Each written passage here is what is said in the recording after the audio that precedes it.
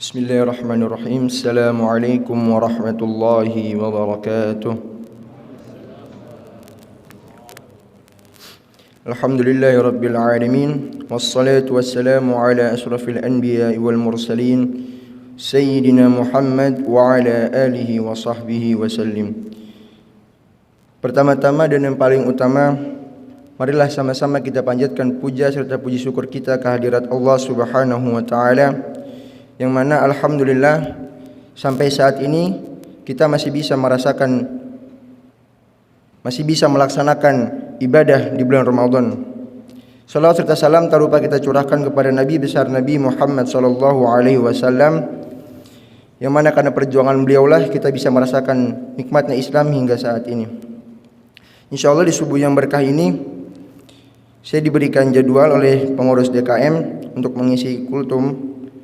Dan insyaallah saya akan membawakan tema keutamaan membaca Al-Quran di bulan Ramadan. Rasulullah sallallahu alaihi wasallam bersabda, "Yuqalu li sahibil Qur'an, iqra' wartaqi warattal kama kunta turattal fid dunya fa inna manzilatak inda akhiri ayah taqra'a biha." Akan dikatakan kepada pembaca Al-Quran, bacalah dan naiklah ke derajat yang lebih tinggi, serta tartilkanlah sebagaimana kamu mentartilkannya ketika di dunia, karena kedudukanmu pada akhir ayat yang kamu baca. Hadis riwayat Tirmizi. Dan beberapa pelajaran yang terdapat dalam hadis di atas. Yang pertama, pembaca Al-Quran akan ditinggikan derajatnya, sebagaimana hadis yang barusan saya sebut. Akan dikatakan kepada pembaca Al-Quran, bacalah dan naiklah ke derajat yang lebih tinggi, serta tartilkanlah sebagaimana kamu mentartilkannya ketika di dunia, karena kedudukanmu pada akhir ayat yang kamu baca. Lalu yang kedua, dengan Al-Quran Allah meninggikan suatu kaum, dan dengannya pula Allah merendahkan suatu kaum.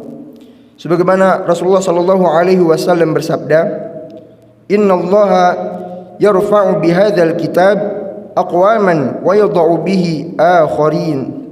Yang artinya, sesungguhnya Allah meninggikan suatu kaum karena Al-Quran ini, dan Allah merendahkan karenanya juga. Hadis riwayat Muslim. Yakni bagi orang yang mempelajari Al-Quran dan mengamalkan isinya, maka Allah akan meninggikannya. Sebaliknya, bagi orang yang mengetahuinya namun malah mengingkarinya, maka Allah akan merendahkannya.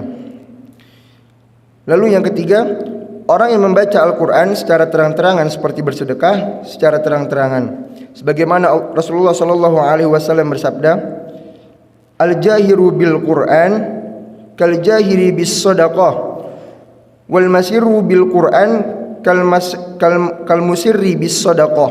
Yang artinya, orang yang membaca Al-Quran terang-terangan seperti orang yang bersedekah terang-terangan, dan orang yang membaca Al-Quran secara tersembunyi seperti orang yang bersedekah secara sembunyi. Hadis riwayat Abu Daud. Oleh karena itu, jamaah subuh yang dirahmati Allah Subhanahu wa taala, bagi orang yang khawatir riya, lebih utama membacanya secara tersembunyi. Namun jika tidak khawatir, maka lebih utama secara terang-terangan. Lalu yang keempat, para penghafal Al-Quran dimuliakan oleh Islam. Di antara bentuk pemuliaan Islam kepada mereka adalah mereka lebih berhak diangkat menjadi imam. Sebagaimana Rasulullah SAW bersabda, hendaknya yang mengimami suatu kaum itu orang yang paling banyak hafalan terhadap kitab Allah atau Al-Quran. Jika mereka sama dalam hafalannya, maka yang lebih mengetahui tentang sunnah. Dan jika mereka pengetahuannya sama dalam sunnah, maka yang paling terdepan hijrahnya atau yang paling pertama dalam masuk Islam. Dan jika mereka pun sama dalam hijrahnya ataupun terdepan dalam masuk Islamnya, dalam riwayat lain disebutkan yang paling tua umurnya. Jadi janganlah seorang mengimami orang lain dalam wilayah kekuasaannya, dan janganlah ia duduk di tempat istimewa yang ada di rumah orang lain kecuali dengan izinnya. Hadis riwayat Muslim.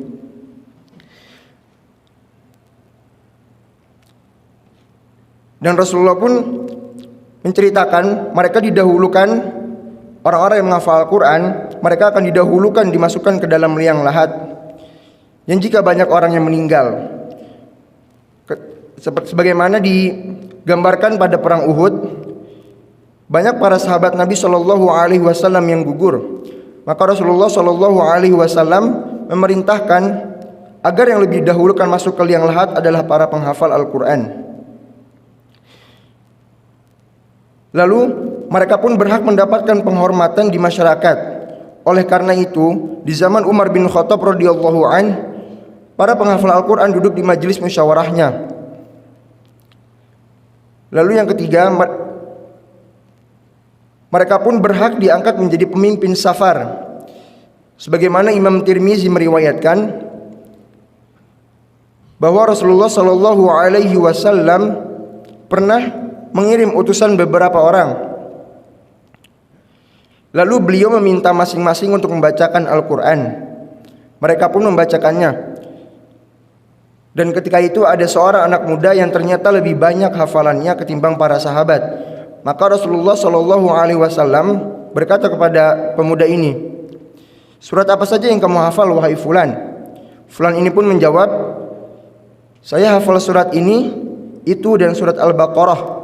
Beliau pun berkata, "Apakah kamu menghafal surat Al-Baqarah?" Ia menjawab, "Ya Rasulullah." Maka beliau pun bersabda, "Berangkatlah, kamulah yang menjadi ketuanya." Dan ketika Rasul bersabda, ada seorang sahabat yang berkata, "Demi Allah, tidak ada yang menghalangiku untuk mempelajari surat Al-Baqarah selain karena khawatir tidak sanggup mengamalkannya."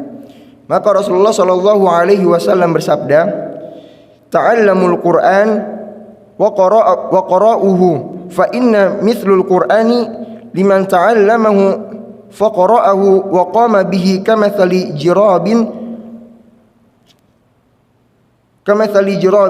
mahshuwin miskan yafuhu zihuhu fi kulli makan, wa man ta'allamahu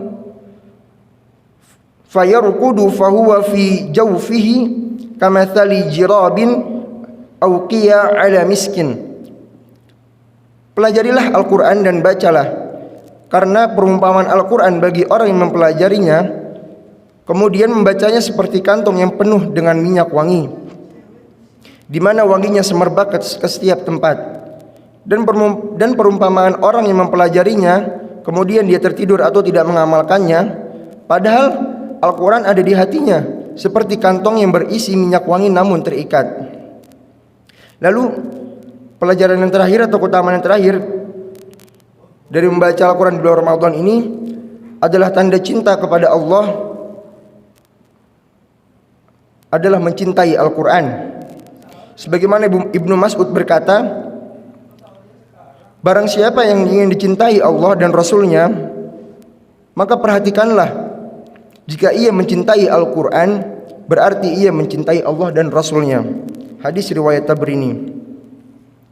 Dan Utsman radhiyallahu anhu berkata, "Kalau sekiranya hati kita bersih, tentu tidak akan kenyang dalam membaca Al-Quran."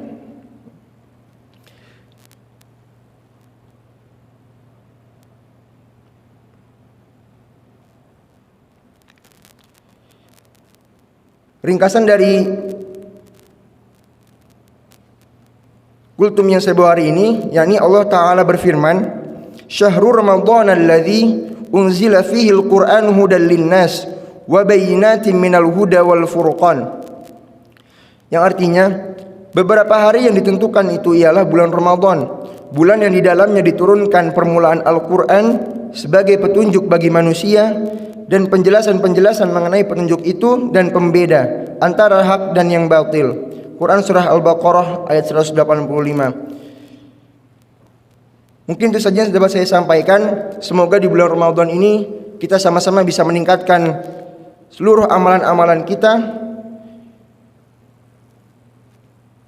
dapat meningkatkan keimanan kita kepada Allah Subhanahu wa taala, agar kita menjadi orang-orang yang bertakwa. Kurang lebihnya mohon maaf. Billahi taufiq wal hidayah wa ridha wal inayah. Assalamualaikum warahmatullahi wabarakatuh.